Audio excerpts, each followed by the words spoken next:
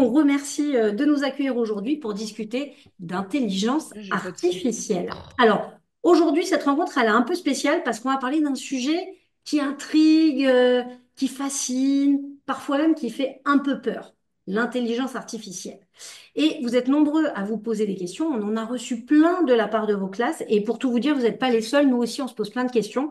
Moi, je m'en pose plein. Et puis, évidemment, comme d'habitude, on a Vous invité n'entendez rien. un grand spécialiste du sujet pour répondre à toutes ces questions et discuter avec vous. Il s'agit de Frédéric Oru. Salut Frédéric. Bonjour à tous. Bienvenue, bienvenue. Alors, on va découvrir comment ces drôles de machines, elles apprennent, elles se trompent, parfois elles nous aident. Et surtout, on va aussi découvrir ce qu'elles peuvent pas du tout faire parce que c'est aussi important de le savoir. Et comme d'habitude, la première question, elle est pour vous. C'est à vous qu'on pose la question. Et on va demander à vos enseignants et vos enseignantes de nous dire dans le chat à peu près combien vous êtes à avoir levé la main à la question suivante. La question est-ce que vous utilisez l'intelligence artificielle? Levez la main. Et on va demander à vos enseignants et vos enseignantes de nous dire si c'est à peu près la moitié, ou moins ou plus de la moitié de votre groupe qui a levé la main. Ceux qui utilisent l'intelligence artificielle, levez la main. Alors, on nous a répondu 1024. Vous avez compté rapidement, madame, pardon. 2 sur 21, la moitié tout pile. Vous pouvez dire grosse masse, hein, vous n'êtes pas obligé de compter tous les élèves. Bon, pour le moment, c'est la moitié, voire un peu moins. C'est plutôt la moitié et moins de la moitié. Ok. Merci pour vos réponses. Et alors, on a même une deuxième question. Donc là, vous pouvez baisser les mains et ça va nous permettre de voir un petit peu ce que vous faites avec l'intelligence artificielle. Vous l'utilisez pour faire quoi? Et là, vous pouvez répondre à voix haute et on va demander à vos enseignants et vos enseignantes de nous écrire dans le chat ce que vous répondez. Vous utilisez l'IA pour faire quoi exactement? Alors, attention. Alors, pour écrire, ça marche. Pour chercher des réponses. Pour écrire, pour écrire, c'est intéressant. Pour les devoirs, pour faire des recherches sur ChatGPT. Donc, on nous parle beaucoup des devoirs. Pour apprendre une langue, on nous dit qu'une personne utilise pour apprendre l'arabe. Super intéressant. Faire des montages photos, écouter de la musique, créer des dessins. Pour faire des recettes. Très bonne idée.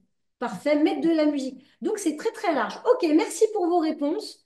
Franchement, c'est très, très large comme réponse. Vous l'utilisez déjà pour des choses très, très différentes.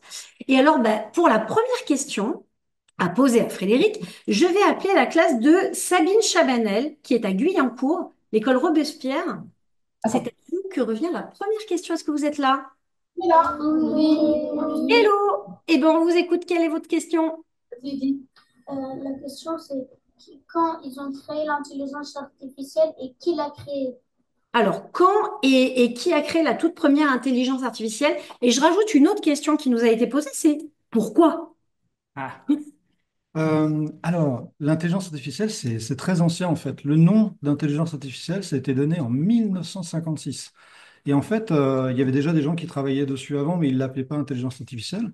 En fait, ça a quasiment commencé dans les années 1950 avec un monsieur que vous connaissez peut-être, ce qui s'appelle Alan Turing. C'est le monsieur qui a quasiment inventé l'informatique moderne. Et en fait, ce monsieur-là et tous les scientifiques qui ont travaillé sur le sujet, en fait, ils ont été motivés par une seule question, c'est à partir du moment où on sait faire un ordinateur qu'on peut programmer, il peut faire les choses qu'on lui demande, est-ce que cet ordinateur, il pourrait être programmé pour penser comme nous?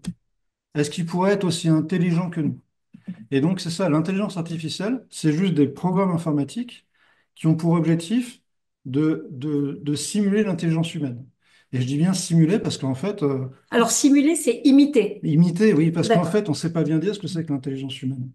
On sait donner ses symptômes, on sait dire que quand on raisonne, quand on fait de la logique ou quand on apprend, on montre de l'intelligence. Mais dire ce que c'est qu'être intelligent, c'est très compliqué. Alors ce qu'on a fait, c'est qu'on fait des machines qui font semblant d'être intelligents comme nous, et donc qui font semblant de raisonner ou qui font semblant d'apprendre, mais ils ne le font pas vraiment comme nous. Mais D'accord. en tout cas, la motivation, c'était ça, c'est d'essayer de faire quelque chose qui est à peu près comme nous, mais fait par des ordinateurs. Voilà. Est-ce que ça a répondu à votre question? Moi, ça a répondu déjà. C'était ma première question aussi. Ça a répondu. J'espère que ça a répondu pour vous aussi. Alors, on a une autre question. Je vais la poser à la place de la classe parce qu'elle n'a pas de micro. La classe de Geneviève Houpert en Moselle, elle nous demande quelles sont les différentes IA qui existent aujourd'hui. Voilà, il y en a beaucoup parce que justement, comme ça a été inventé en 1950, 56, ça fait plus de 70 ans. Il y a plein d'IA différentes en fait. On a l'impression que c'est une technologie, mais pas du tout. C'est plein de technologies différentes. En gros, pour chaque objectif, chaque tâche qu'on peut lui donner, il y a à peu près il y a une IA. Et donc, mais on va dire pour simplifier, on va dire qu'aujourd'hui, il y a ce que vous connaissez tous, ChatGPT ou les créateurs d'images ou les créateurs de vidéos, de sons. Ça, c'est ce qu'on appelle l'IA générative. C'est de l'intelligence artificielle qui crée des choses. Donc, elle va créer des mots, et ça fait les textes. Elle crée des images, ou elle crée des vidéos, elle crée des sons. Mais ça, c'est l'intelligence artificielle qui est sortie il y a quoi? Il y a 2, 3 ans, principalement, en tout cas dans le grand public. Mais il y a une autre intelligence artificielle très efficace et très utile. C'est ce qu'on appelle, alors on l'appelle l'intelligence artificielle prédictive ou discriminative. Mais en gros, c'est celle, par exemple, qui permet aux IA de détecter des tumeurs sur pour le cancer, par exemple, sur des imageries médicales. Ou bien qui peut reconnaître les chats et les chiens dans les photos. Donc, c'est les images, c'est des IA qui analysent et qui peuvent dire ça, c'est un chien, c'est un chat, c'est un enfant, c'est autre chose, ou bien qui peuvent prédire quelque chose qui va arriver à partir de tout ce qui s'est passé avant. Et ça, c'est donc il y a plein d'applications, mais c'est une IA très différente de celle qu'on a avec ChatGPT qui fait de la génération. Et juste pour le dire, ChatGPT ne saurait pas repérer une tumeur dans une photo. C'est deux IA différentes. Alors aujourd'hui, on va se concentrer sur l'IA type ChatGPT, quoi, l'IA générative. On est d'accord? Ça marche. La classe de Mallory Larzilière dans le Nord, vous avez une question?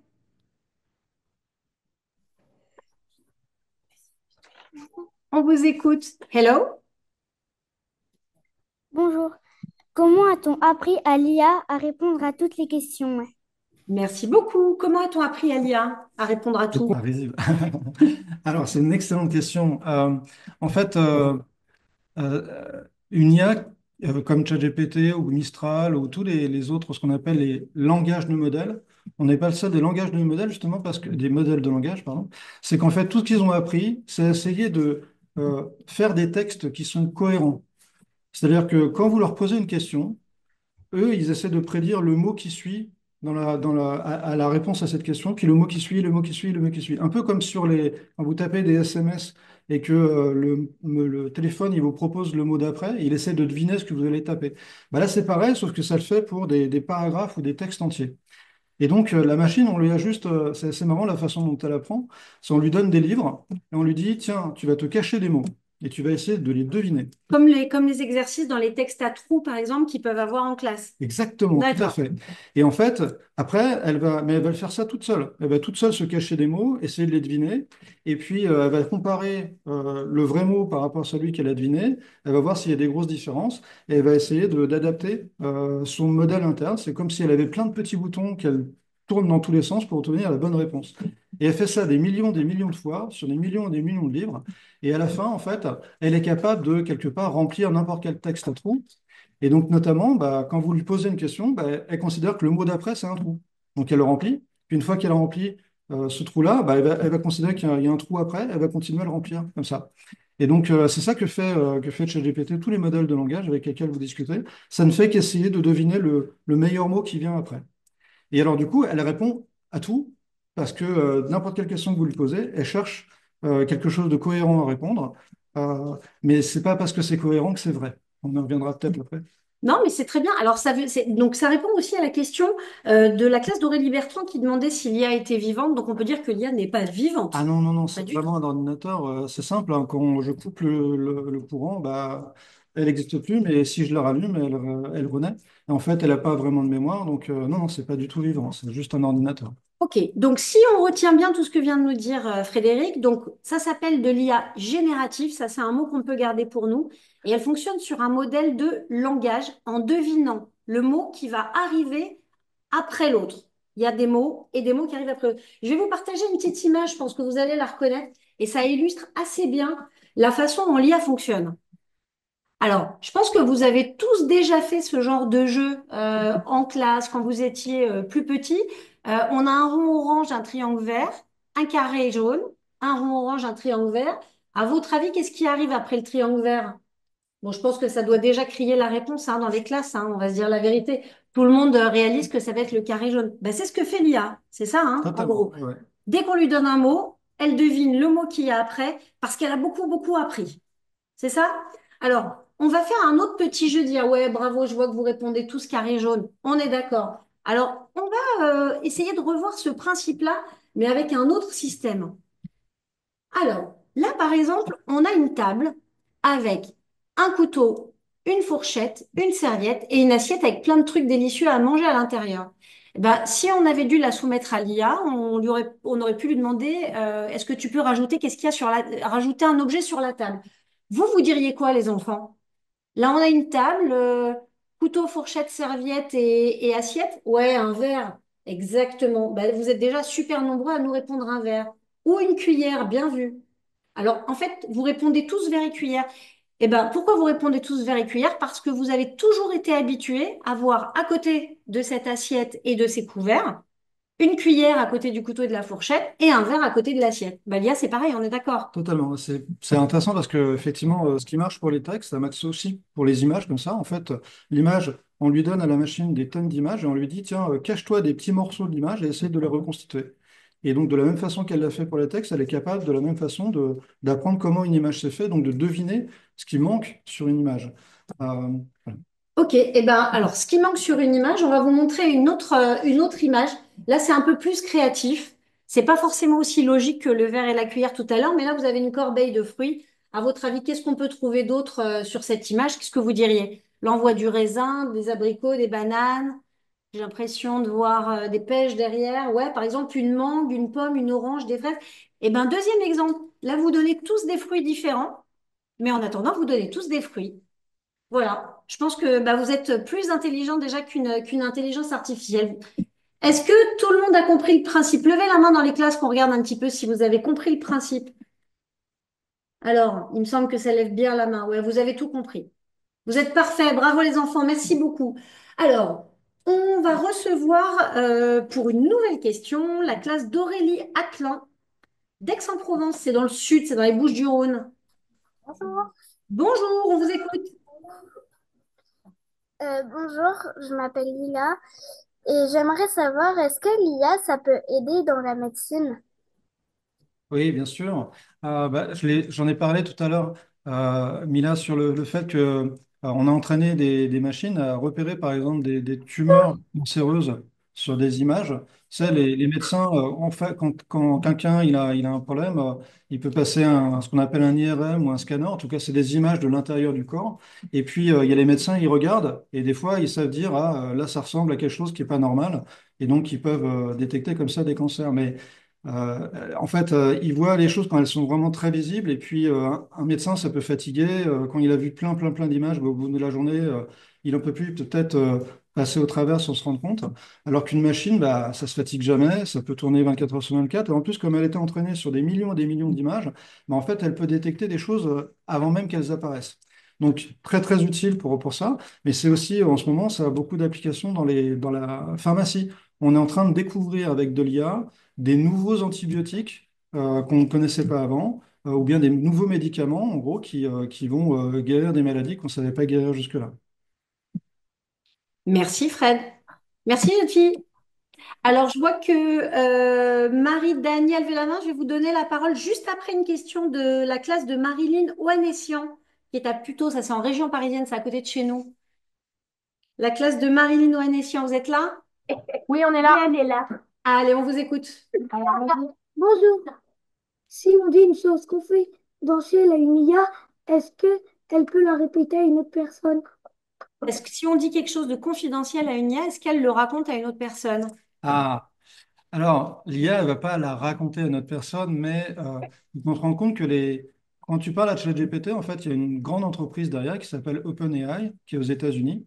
Et en fait, ce que tu lui envoies, donc, quand tu utilises le ChatGPT en version gratuite, eh bien, en fait, ils peuvent faire un peu ce qu'ils veulent de tes données, de ce que tu racontes avec ton IA. Donc peut-être que tes conversations, c'est pas qu'ils vont volontairement les donner à d'autres personnes, mais peut-être qu'ils vont utiliser tes informations pour entraîner la machine, la nouvelle version de ChatGPT, et peut-être que dedans, il y a certaines de tes conversations qui vont être intégrées. Et du coup, quand une autre personne va parler avec ChatGPT de quelque chose qui est proche de ce que tu as eu comme conversation, bah, peut-être qu'il y a des éléments sur toi qui vont ressortir. C'est arrivé. Il y a eu des problèmes comme ça par le passé. C'est vrai pour toutes les entreprises. En gros, si quelque chose est gratuit, il faut se rendre compte que c'est forcément qu'il y a un intérêt pour l'entreprise qui te le vend, enfin qui te le vend pas justement, puisqu'elle le fait gratuitement. Et donc généralement, ça veut dire que les données que tout ce que tu fais avec la machine, ça peut être utilisé par cette entreprise.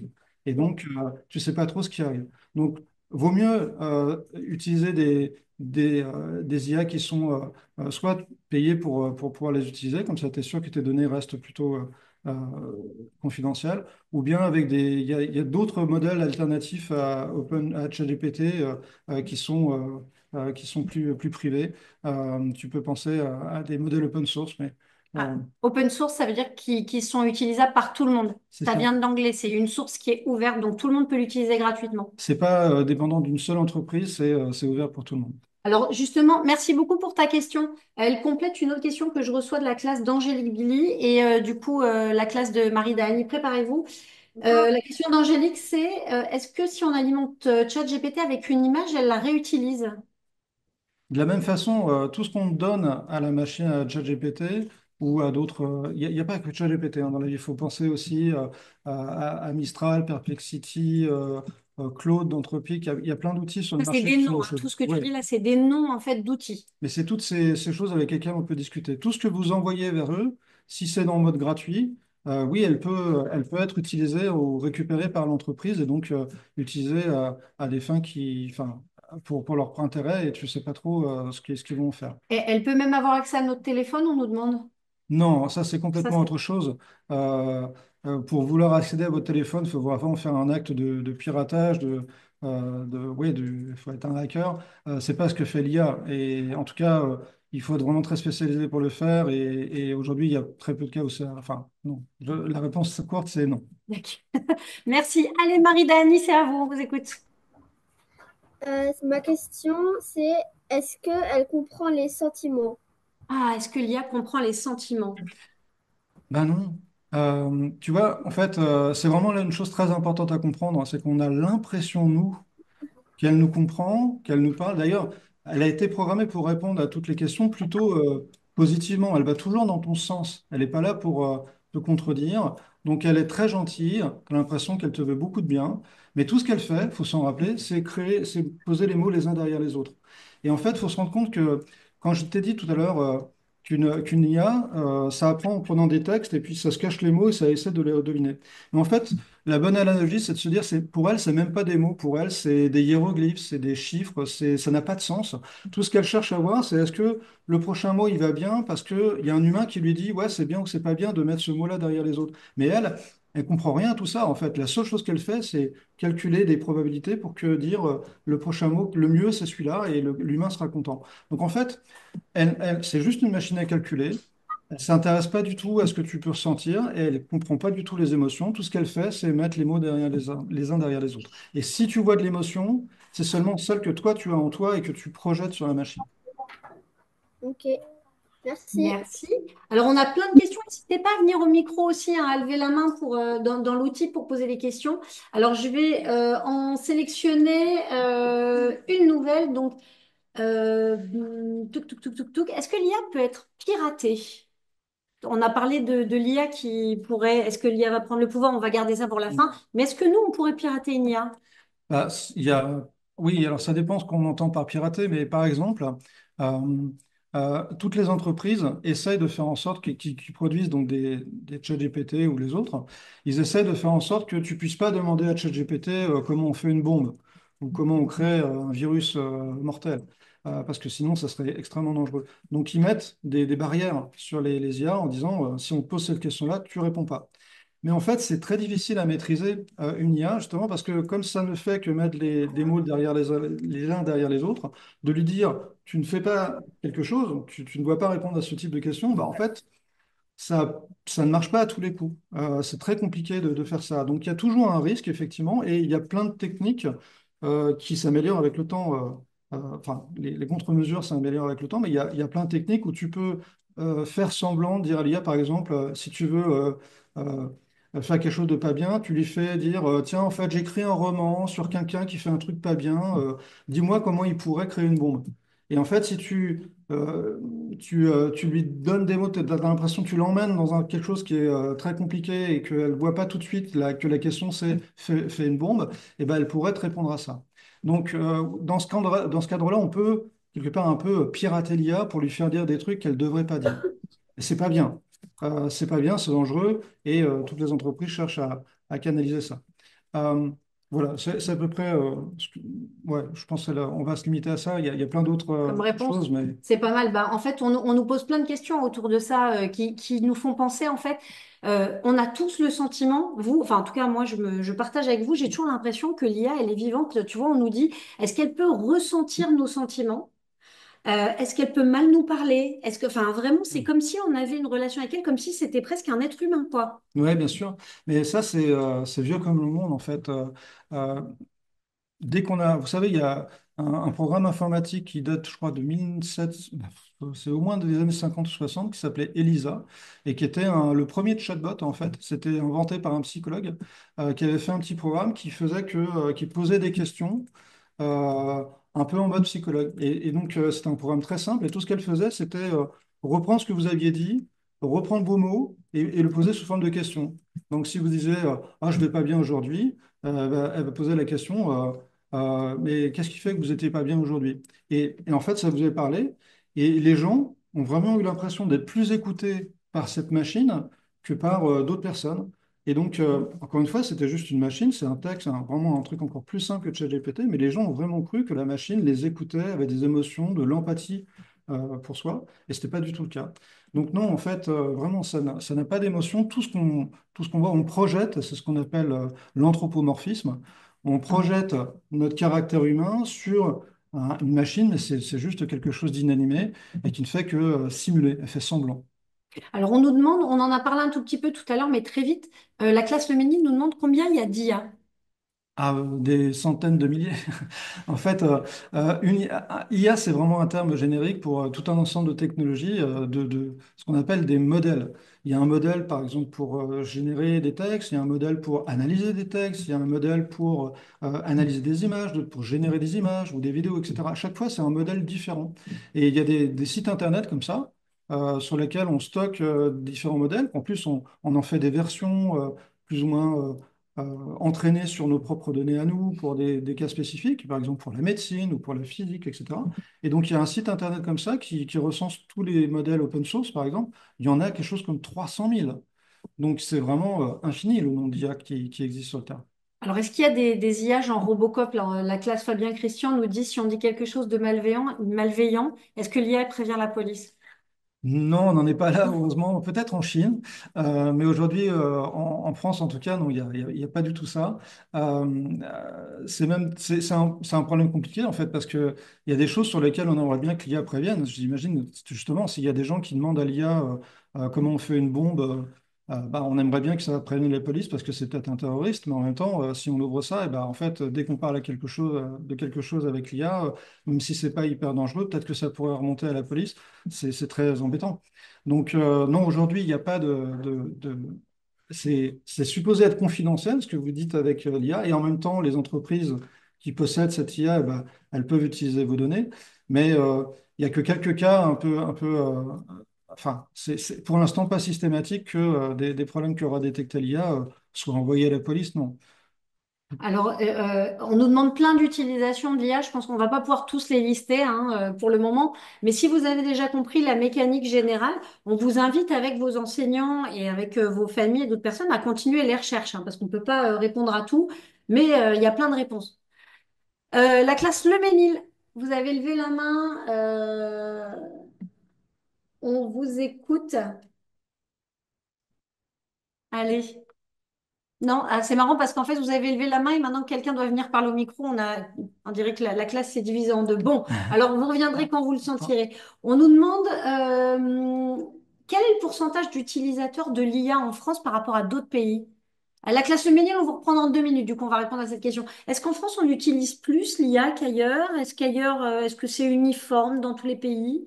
On sait ça? Ah, bah là, tu me poses une colle. J'ai pas regardé les chiffres Ah, précis, mais Non, j'ai pas l'impression. Enfin, je crois qu'on est assez consommateur, oui, de ces IA, mais c'est assez général. On a maintenant des centaines de millions de personnes qui utilisent ChatGPT dans le monde. Et j'ai pas l'impression qu'il y ait une différence d'un pays à un autre. Ben ça, c'est une info que vous devez pouvoir trouver facilement sur Internet, donc n'hésitez pas à aller la chercher. Classe Le Ménil, non, finalement, vous voulez plus? Non, vous voulez plus. Alors, on nous a du coup posé une question qui va nous permettre de passer à... Ah si, CM1 Robespierre. Allez-y, vous avez levé la main. On vous écoute. Vas-y, Nelia. Est-ce que l'IA va-t-elle un jour disparaître? Ah, est-ce que l'IA va disparaître un jour? Bah, écoute, alors, disparaître, à ma connaissance, il n'y a jamais eu une découverte scientifique ou une avancée scientifique qui a été totalement abandonnée ou qui a disparu, sauf à ce que euh, non, je n'ai pas d'exemple comme ça. A priori, elle est là pour durer longtemps parce que, elle apporte plein de possibilités qu'on n'avait pas avant. Elle peut apporter plein de bienfaits dans les sciences, dans les découvertes scientifiques, dans l'amélioration de la santé, dans la voiture autonome, dans plein de choses qu'on va avoir sur nos ordinateurs et sur nos téléphones. Et en même temps, elle a un gros défaut, c'est qu'elle est très, très énergivore. C'est-à-dire qu'elle consomme beaucoup, beaucoup d'électricité et puis un peu d'eau. Mais on en va en parler tout à l'heure, je pense. Et donc, peut-être que, il y aurait une raison pour laquelle elle pourrait s'arrêter, c'est si on n'avait plus d'énergie, plus d'électricité à lui donner. Si on se disait qu'en fait, il y a des choses beaucoup plus importantes que l'IA pour notre survie et qu'on a besoin de cette électricité pour des choses vraiment importantes comme faire tourner les hôpitaux, donner à manger, enfin faire tourner l'agriculture, etc. Et donc peut-être qu'on pourrait amener à dire, bon, on arrête l'IA complètement parce qu'en fait, ça mange trop d'électricité. Mais honnêtement, je ne vois pas ça arriver dans les années à venir. Ça va apporter tellement de choses. C'est comme si vous demandiez, est-ce que on pourrait arrêter les ordinateurs? En fait, aujourd'hui, d'imaginer un monde sans Internet ou sans ordinateur, c'est vraiment très compliqué. Voilà, mais l'avenir le dira. C'est une question presque philosophique, hein. Vous pouvez Ça peut faire l'objet d'un débat philo dans la classe, tiens. Merci beaucoup pour cette question. La classe de Bernard Chavannes, on vous écoute. Et après, on prendra Fabien Christian et après, on avancera dans nos discussions au sujet suivant. Bernard Chavannes, est-ce que vous êtes là? Allez, on t'écoute. Oui. Est-ce que l'IA elle peut faire dire des choses de mal sur quelqu'un d'autre?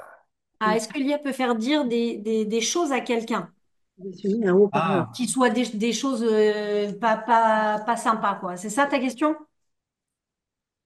Oui, il a dit oui. Ça marche. la question, c'est est-ce que l'IA C'est- peut dire des choses mal ou faire dire des choses mal Je à crois que quelqu'un? c'est faire dire des choses mal à quelqu'un. D'accord, ok. Alors, effectivement, il y a. euh, Basiquement, l'IA, enfin, celle qu'on nous fournit, généralement, elle est là plutôt positive pour aider, et donc elle est plutôt là pour accompagner. Mais des fois, enfin, certains peuvent prendre ces IA et leur demander de jouer un rôle. Et ce rôle, ça peut être d'influencer quelqu'un, de lui faire penser des choses que naturellement il ne penserait pas.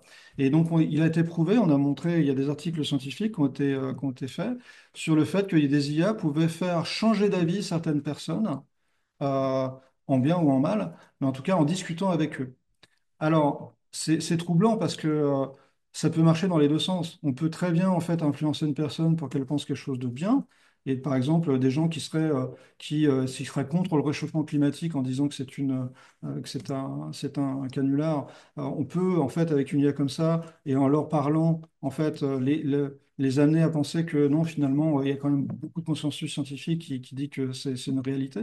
Mais inversement, on peut aussi pousser des gens à penser des théories racistes ou très homophobes, etc. Parce que l'IA va leur donner des arguments qui vont dans leur sens.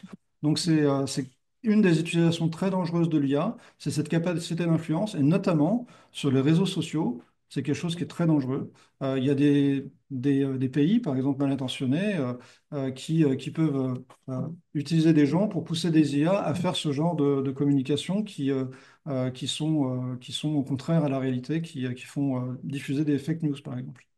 Merci Fred.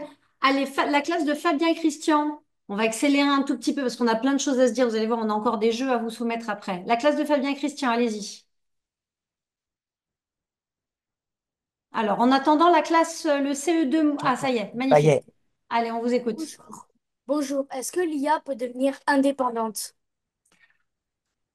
Bonne question, oui. Alors, il y a beaucoup de gens qui s'inquiètent de ça. Euh, non, la réponse pratique, c'est non. Parce qu'encore une fois, bah, en fait, tu peux juste lui couper l'électricité, elle va s'arrêter.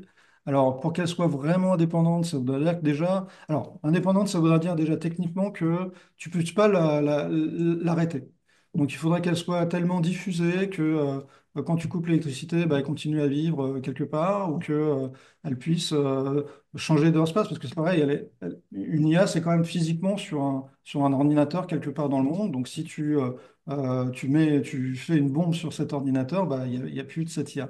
Bon, mais après, la vraie question derrière qui est posée, c'est est-ce qu'une IA peut devenir autonome et avoir ses propres objectifs? Comme dans les films de science-fiction. Ouais, et ça, non, pas du tout. Enfin, c'est un programme, donc elle ne fait que ce qu'on lui demande. Elle n'a pas d'objectif propre. Elle a que l'objectif qu'on lui donne. Et on lui a donné un seul objectif, par exemple, à ChatGPT, c'est de produire les mots derrière les uns les autres. D'accord?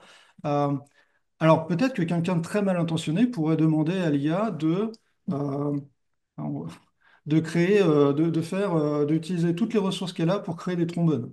Il y a un monsieur qui a écrit un article là-dessus en disant si on demandait à une IA d'utiliser toutes les ressources du monde pour créer des trombones, ben, elle ne ferait que ça. Et là, probablement qu'en fait, si elle avait tous les moyens du monde, bah, elle utiliserait tous les humains pour produire des trombones, elle utiliserait toutes les ressources de la Terre pour créer des trombones, elle ne ferait que ça. Et au final, peut-être elle annihilerait toute la Terre à cause de ça. Pour fabriquer des trombones. Ouais, parce que elle ne fait que ce qu'on lui demande. Et par contre, quand on lui demande, elle ne fait que ça, elle le fait très bien. Donc c'est là où c'est dangereux, ça serait lui donner un but qui soit de se préserver elle-même. C'est-à-dire son but, c'est de toujours survivre. Et là, ça pourrait être dangereux parce que tu pourrais plus. Enfin, elle ferait tout ce qu'elle peut pour ne pas être coupée de l'électricité ou coupée de son lieu. Mais aujourd'hui, c'est complètement de la science-fiction. C'est pas possible parce qu'elle n'est pas du tout indépendante. Elle a besoin de machines, elle a besoin d'électricité, elle a besoin de gens qui la maintiennent. Et puis en fait, elle n'a pas d'objectif propre, donc elle va très vite se perdre en fait dans son aventure. Voilà, ça répond à peu près aux 17 000 questions que vous m'avez posées pour savoir si l'IA pourrait contrôler le monde un jour, en une fois. On a plein de questions, le CE2 Monnaie, je vous donne la parole dans une seconde. Il y a plein de questions pour savoir si l'IA peut être utilisée dans le sport, si elle produit des courts-métrages, si elle fait des films, si elle peut faire le ménage à ta place. La réponse est non. Arrête avec ces questions. Ah, ça pourrait. Non, je plaisante. Mais du coup, ce que je vous propose, moi j'adorerais qu'elle fasse le ménage, hein. Franchement, si c'était possible, demain, je l'achète tout de suite. Je pense qu'il faut que vous vous posiez pour chacune des thématiques, que vous fassiez une recherche déjà pour voir s'il y a des robots qui font ça. Mm. Et puis ensuite, vous tirez le fil et puis vous continuez les recherches en regardant, je sais pas, peut-être quel type de robot utilise l'IA pour faire ça. Parce que malheureusement, vous nous demandez plein de champs d'utilisation de l'IA, on ne peut pas tous les passer. Mais c'est des bonnes questions. Alors, je vais accueillir la classe de Catherine Huynh pour la suite, puisqu'en fait, on nous a posé beaucoup de questions sur la même question que Catherine Huynh. Vous êtes là, Catherine Huynh? Oui, on est là. Public Vous m'entendez? Ouais, on vous écoute. Bien, Martin. Salut. Tu peux dire bonjour à la tête. Bonjour. Est-ce que l'IA, elle peut faire des erreurs? Ah, est-ce que l'IA peut faire des erreurs? Alors, merci beaucoup. C'est toi qui es l'ambassadeur de cette question qui, pareil, nous a été posée plein de fois. Fred, est-ce que l'IA peut faire des erreurs? Oh oui, elle en fait, et en fait, elle en fera toujours, en tout cas avec la façon dont on l'a entraînée aujourd'hui, c'est obligatoire. Comme je vous l'ai dit tout à l'heure, elle, euh, elle met les mots les uns après les autres, mais en fait, elle le fait comment? Bah, elle apprend sur tous les livres, tous les contenus qu'on lui a donnés. Donc, quand, par exemple, vous lui demandez c'est quoi la date de la Révolution française? Bah là, généralement, elle a tout de suite la bonne réponse, parce qu'en fait, cette information, elle existe par millions de fois dans tous les livres qui existent sur Internet et qu'on lui a donné à apprendre. Donc, quand on lui a caché la date de la Révolution française, elle a appris des millions de fois à la remplacer, et donc elle sait que c'est 1789. J'espère que j'ai bon. Euh, En revanche, quand vous posez une question qui est un peu, dont la réponse est pas très sûre, euh, bah, en fait, où c'est pas très bien établi, bah, en fait, elle va souvent inventer la réponse, ou elle va avoir une réponse qui est un mixte, en fait, une moyenne de ce qu'elle a pu apprendre. Par exemple, et là, ça devient dangereux, c'est que si, par exemple, vous donnez plein d'informations avec la Terre est plate, Donc il y a plein de gens qui pensent que la Terre est plate dans le monde. Enfin, il y a plein de gens, heureusement pas trop, mais quand même pas mal. Beaucoup trop. Et puis, il y a énormément de contenus qui disent la Terre est ronde. Mais si on avait mis autant de contenu la Terre est plate et la Terre est ronde, et ben l'IA, si vous lui demandez est-ce que la Terre est plate, ou la Terre est ronde, elle va vous dire on ne sait pas. Parce que pour elle, bah, dans son contenu qu'elle a appris, il y a un peu les deux. Et donc, en fait, partout où il y a des questions comme ça, alors celle-là, elle est sûre, on sait que la Terre est ronde, mais il y a plein d'autres questions qui peuvent être un peu délicates, sur lesquelles on n'a pas une réponse qui est oui ou non. Eh bien, elle peut dire soit l'un, soit l'autre, soit des fois les deux, d'ailleurs, dans la même conversation, ou la même chose, l'inverse, le lendemain. Donc oui, elle peut faire des erreurs, elle va faire des erreurs. C'est ça qui est vraiment très étonnant avec l'IA générative, c'est que contrairement à une calculatrice ou un ordinateur, quand vous lui demandez une calcul à une calculatrice ou un ordinateur, vous avez une réponse, vous êtes sûr que c'est la bonne réponse. Voilà, vraiment, il y a dû avoir une éruption solaire, quelque chose d'un truc de fou, mais normalement, la réponse, elle est certaine. Eh bien, avec une IA, vous ne pouvez pas vraiment savoir. Il y aura toujours un risque d'erreur, et c'est pour ça qu'il ne faut jamais totalement faire confiance à l'IA. Quand elle vous dit quelque chose, il faut toujours vérifier ses sources, pourquoi elle a dit ça, où est-ce qu'elle a trouvé l'information, parce que peut-être qu'elle l'a inventé. Vu que tout ce qu'elle fait, c'est essayer de répondre à la question en ajoutant des mots les derrière les uns derrière les autres, bah, des fois, cette réponse, elle est inventée. Ah, du coup, alors préparez-vous, on est parti pour quelques exercices pour s'entraîner. Est-ce que vous êtes prêts? Est-ce que vous êtes avec nous pour essayer de repérer? On va vous partager des images et on va vous demander. Vous êtes au top. Merci. On va vous partager des images et on va vous demander pour chacune des images si, selon vous, elle est faite par l'IA ou pas. Et si vous pensez qu'elle est faite par l'IA, comment vous le voyez? Vous êtes prêts? C'est parti. Première image. Alors, cette image représente un policier pendant une manifestation qui fait un câlin à une personne qui manifeste. Alors, IA ou pas IA? Ah, tout le monde répond IA. C'est marrant parce que sur mon écran, je vois ya, ya, ya, ya, ya, ya, ya. C'est pas mal. Oui, c'est faux. C'est faux, d'accord. Alors, on nous dit, alors pourquoi selon vous elle est fausse? On nous dit la peau. On nous dit les policiers ne font pas de câlin. Et on nous dit, alors attendez, j'ai vu la bonne réponse passer, mais je vais d'abord lire les autres. C'est trop beau pour être vrai. On se demande si c'est les enfants qui donnent ces réponses-là. On nous dit c'est pas logique, les traits des personnes. Et oui, on nous dit qu'effectivement, il y a 6 doigts. Exactement, bravo. Il y a 6 doigts. Donc, en fait, on sait que l'IA n'arrive pas à faire les doigts. C'est pourquoi? C'est parce que comme elle doit toujours mettre un truc après un autre, elle se dit, bah, après un doigt, il y a toujours un doigt à l'infini, comme ça. Non, c'est plus que, en fait, une image, c'est plus compliqué qu'un texte à reproduire ou à comprendre. Et donc, typiquement, les détails morphologiques qui, pour nous, sont une évidence, pour elle, bah, c'est pas du tout évident. Donc, et des fois, elle invente, bah, c'est le cas. Mais faut savoir que ça, c'est une image qui a déjà au moins plus d'un an. Et donc, aujourd'hui, les modèles sont bien meilleurs et elles font beaucoup moins d'erreurs. Donc, c'est plus difficile de repérer les choses. Et maintenant, les doigts, généralement, elles sont en bon nombre. Par contre, il faut maintenant, pour voir une image, il faut la regarder de près, voir les détails pour se rendre compte qu'il y a des endroits où il y a du flou, des endroits où il y a surtout dans les vidéos maintenant, puisque c'est plus des vidéos que des images qui commencent à diffuser. Il faut voir quand il y a des choses qui disparaissent derrière quelque chose d'autre, ou bien des mouvements très bizarres. Bah, c'est là qu'on peut voir que c'est de l'IA. Mais ça devient de plus en plus dur de distinguer le vrai du faux. Alors, un peu plus dur, justement, une autre image. IA ou pas IA? Alors, voyons voir, IA ou pas IA? Ah, pas IA. Ok, ça marche. Pas IA, vrai, pas IA. Pas IA. Ok. Eh ben malheureusement, pour cette fois, désolé. Ouais, on nous dit 50-50. Elle n'est pas simple, hein. Elle est très très dure. C'est une fausse réponse, ça. Eh ben en fait, c'est de l'IA. Ouais. Et ben justement, là, c'est difficile. Moi-même, la première fois que je l'ai vu, j'ai dit, waouh, il est classe, le pape. Parce que ça lui allait bien, que c'était assez confort. Enfin, c'était vraiment très bien pensé. Mais effectivement, il faut regarder les détails pour s'en rendre Ouais. compte. Et là, donc, Là, on voit hein, il y les a des zooms, on lunettes. voit bien que les lunettes sont pas totalement finies, qu'il y a des flous, la croix est pas classique, elle est pas bien carrée comme l'est une croix d'habitude. Et puis l'intérieur a été clairement inventé.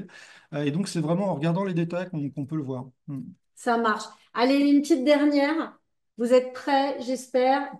IA ou pas IA? Alors, pour ceux qui ne savent pas qui sont les personnages là, vous avez à gauche Angela Merkel qui a dirigé l'Allemagne et à droite Barack Obama qui a dirigé les États-Unis. Alors, à votre avis, et donc ils sont en train de faire un château de sable. Alors, IA ou pas IA? Ouais, globalement, on nous dit pas IA, ça marche, 50-50, IA, 50-50. Ouais, il y en a quand même, c'est pas simple, hein. Petite jambe. Ah, ben Ouais, oui, bien vu, d'accord. bravo. Ah, pas de jambe, Angela. Non, pas de bois, pas de chocolat, pas de jambes, pas d'IA. Non, si, effectivement, moi, c'est ce qui m'a choqué le plus, c'est que Angela Merkel, là, si elle est vraiment sur les genoux, ça veut dire que ses jambes sont dans le sable sur au moins 50 centimètres. C'est bizarre. On voit pas les genoux derrière elle. Et puis après, ce serait très bizarre quand même de voir ces deux personnes, chefs d'État, faire Ouais. des châteaux de sable ensemble. Oui, là C'est aussi, pas c'est prévu. improbable, hein. C'est un Ouais. peu comme le câlin. On adorerait, hein. Ce serait très beau de voir ça, des chefs d'État qui font des châteaux de sable ensemble et des CRS qui font des câlins aux manifestants. Mais c'est assez improbable.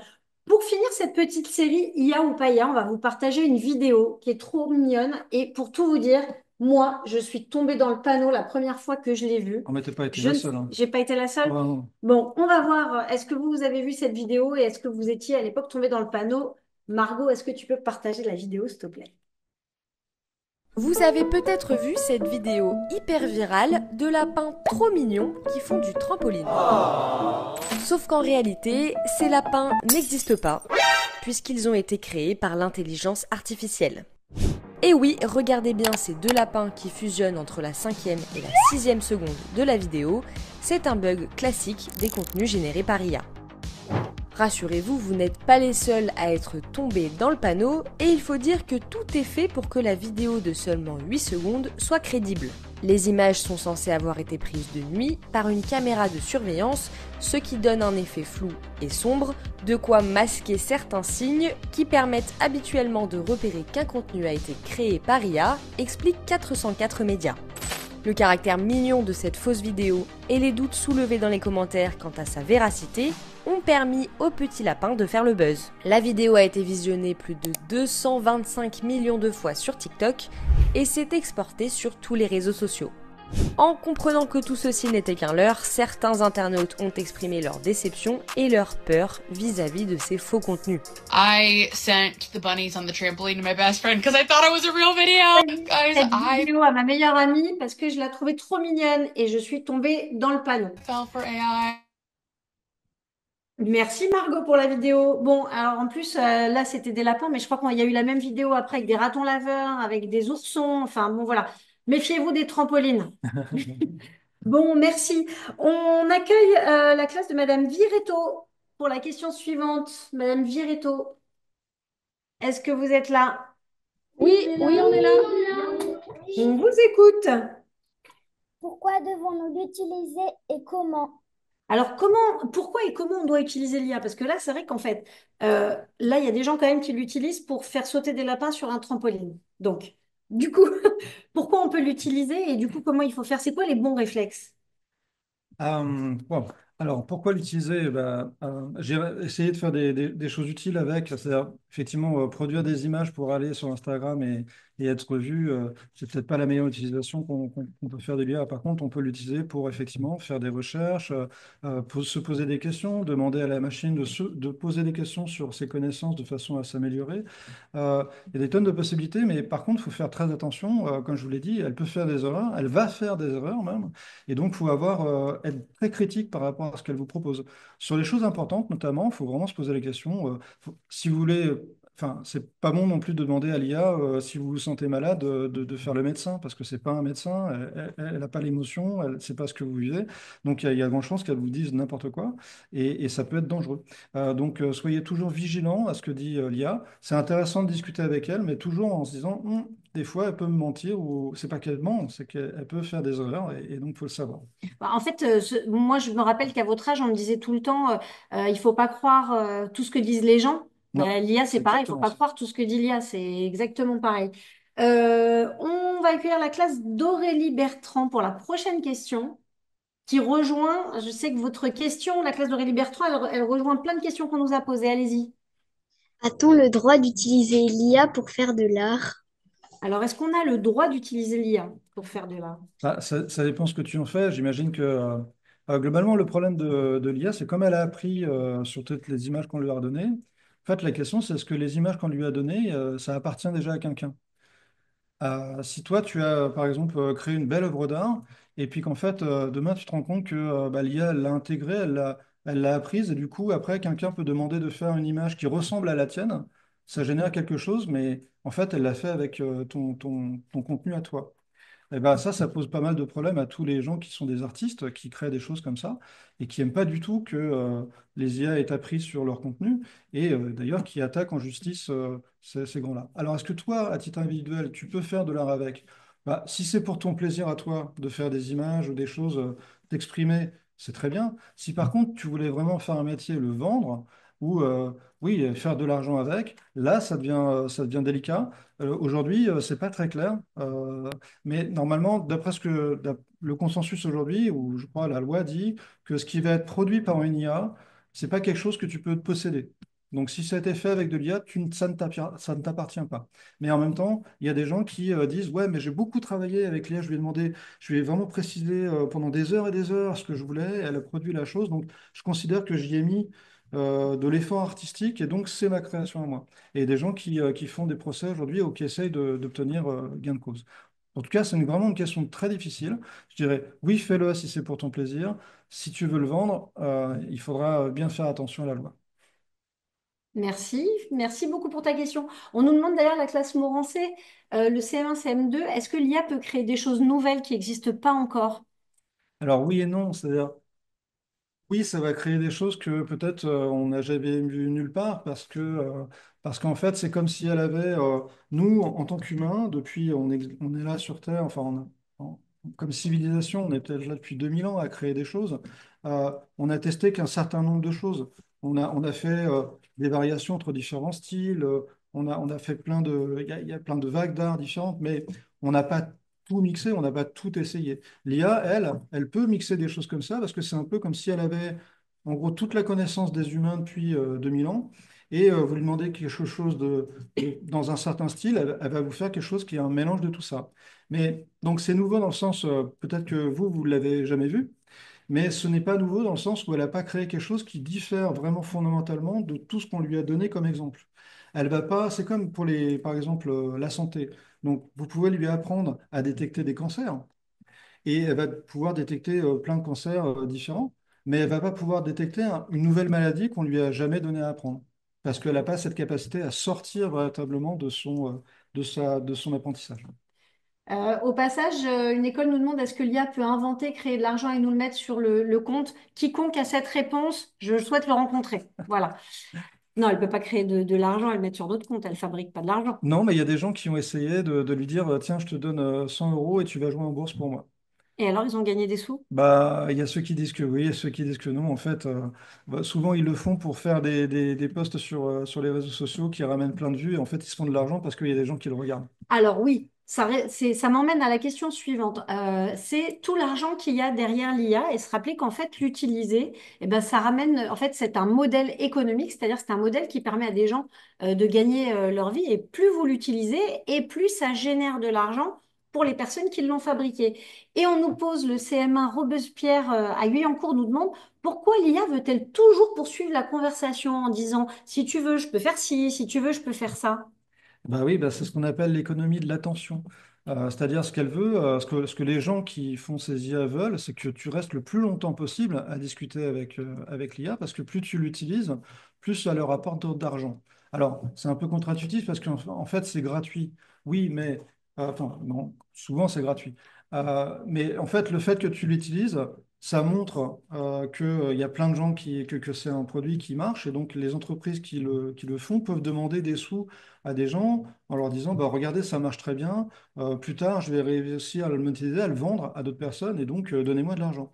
Donc d'une manière ou d'une autre, plus vous l'utilisez, plus ça aide ces entreprises-là. Mais c'est le même principe que les réseaux sociaux. Sur Facebook, sur TikTok, etc. On vous fait voir des images, chacun on a des images différentes, on les fait voir pour que pour rester dessus le plus longtemps possible. Notamment TikTok, il est très reconnu pour avoir un algorithme qui donc choisit les images qu'il va vous montrer ou les vidéos qu'il va vous montrer pour que vous, ça vous donne envie de ne pas décrocher du téléphone. Et ça, c'est pas bon du tout pour vous. C'est bon pour l'entreprise qui le fait parce que ça leur apporte de l'argent. Alors justement, sur les choses qui sont pas forcément géniales à propos de l'IA, c'est notre dernière partie dans les moins de 10 minutes qui nous restent. Je vais accueillir la classe d'Anne-Laure Croza pour poser leurs questions. L'école primaire Léo Verger en Meurthe-et-Moselle, c'est dans l'est de la France. On se sera baladé un peu partout hein, aujourd'hui. On a fait un petit tour de France. On vous Est-ce que écoute. l'IA peut-elle être dangereuse? Alors, est-ce que l'IA peut être dangereuse? Alors, avant que Fred nous donne sa réponse, moi j'ai une question à vous poser, puis ensuite tu compléteras si tu veux bien. C'est selon vous, et on va demander à vos enseignants d'écrire dans le chat, selon vous, quels problèmes peuvent être provoqués par l'IA? À votre avis, quels sont les problèmes qui pourraient être liés à, je sais pas, l'utilisation, la fabrication de l'intelligence artificielle? Alors, on nous parle du piratage. On parle des gros mots. Vous nous avez posé plein de questions hein, sur les gros mots. Comment l'IA nous répond si on lui parle mal? Est-ce qu'elle peut mal nous parler? Donc bon, on va pas prendre ça pour aujourd'hui, mais en tout cas, dans les problèmes que vous voyez, il y a l'écologie, il y a le fait d'être influencé par l'IA, le fait d'arrêter d'apprendre des choses, les fausses informations, les choses méchantes, les choses dangereuses, voler des métiers le harcèlement, la pollution, les mensonges amplifiés, intéressant comme formulation, les bugs, des émeutes, si trop de gens croient à une fausse information et se révoltent. De quoi on nous parle? Les mauvais conseils. Euh, Elle peut nous faire faire des mauvaises choses. Elle peut créer une dépendance affective. Elle Mm. peut provoquer une guerre. Ok, bon, vos réponses sont géniales. Donc, globalement, il y a des problèmes qu'on peut dire de société, c'est-à-dire que ça peut monter les gens les uns contre les autres en les influençant, provoquer des guerres. Il y a des problèmes de pollution. Et puis, il y a des problèmes en termes d'intelligence pour soi. Est-ce que, en quoi l'IA, elle peut être dangereuse et de quoi on peut parler à ce sujet, Frédéric? Ah bah, je crois que t'as fait un gros panorama. D'ailleurs, Ah, c'est eux, hein, bravo. oui, oui, oui, c'est très clairement, tout ce que vous dites est très vrai. Après, bon, on a tendance là, à noircir le tableau. Il ne faut pas oublier que si on l'utilise, c'est aussi parce elle a pas d'avantage. Et même pour vous, je le disais tout à l'heure, le fait de discuter avec elle pour vous aider à mieux comprendre des concepts qui sont peut-être un peu compliqués en classe, vous pouvez lui demander de vous expliquer plus simplement. Je vous l'ai dit, il faut juste se méfier et pas croire à 100% ce qu'elle vous raconte, mais généralement, elle peut être très utile.